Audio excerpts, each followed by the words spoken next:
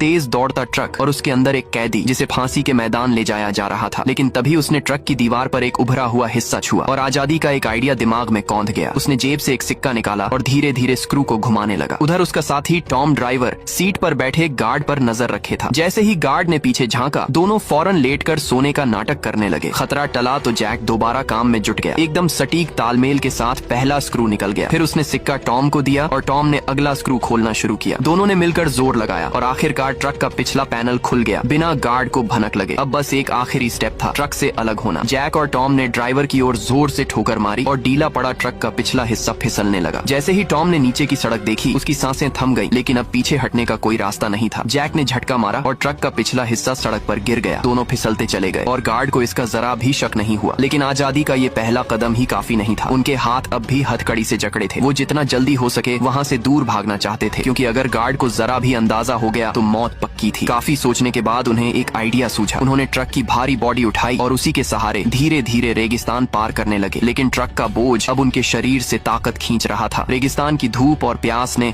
हाल बेहाल कर दिया। तभी अचानक दोनों एक ऊंचाई से लुढ़कने लगे। गिरते गिरते रफ्तार इतनी बढ़ गई कि ट्रक की बॉडी हवा में घूमती हुई पूरी 360 डिग्री पलट खा गई। पर किस्मत अच्छी थी, सीधा जाकर रेत पर गिरी। थोड़ा और आगे बढ़े तो उन्हें रेत में आधा ढंसा एक पुराना टूटा फूटा वर्ल्ड वॉर 2 का जहाज दिखा और उसके पास कुछ पुराने औजार भी पड़े थे। जैक के दिमाग में तुरंत एक आइडिया कौंधा। उसने बचे हुए पार्ट्स और रेगिस्तान की तेज हवाओं का इस्तेमाल करके उस प्लेन को एक सैंड क्रूजर में बदल डाला। अब बस सही दिशा में निकलना था और आजादी कुछ किलोमीटर दूर थी। लेकिन तभी किस्मत ने फिर पलटी मारी। उनके भागने की खबर गार्ड तक पहुंच चुकी थी। अब एक खतरनाक हेलीकॉप्टर उनकी ओर बढ़ रहा था। उनके पास अब बस एक ही रास्ता था, जल्दी से पास में दिख रहे गड्ढे में कूद जाना। जैसे ही वो अंदर पहुंचे, जैक की आंखें फटी की फटी रह गईं। वो कोई साधारण गड्ढा नहीं था, बल्कि वर्ल्ड वॉर के जमाने का एक सीक्रेट वेपन वेयर हाउस था। वहाँ हर तरफ पुराने लेकिन घातक हथियार रखे थे। अब जैक और टॉम के पास वो सब कुछ था जिससे वो एक हेलीकॉप्टर को भी गिरा सकते थे। एक पल भी बर्बाद किए बिना उन्होंने एक भारी तोप बाहर घसीटी और जैसे ही हेलीकॉप्टर नजदीक आया, जैक ने रस्सी खींची और बिना सोचे फायर कर दिया। पार्ट 2 देखने के लिए कमेंट जरूर करें।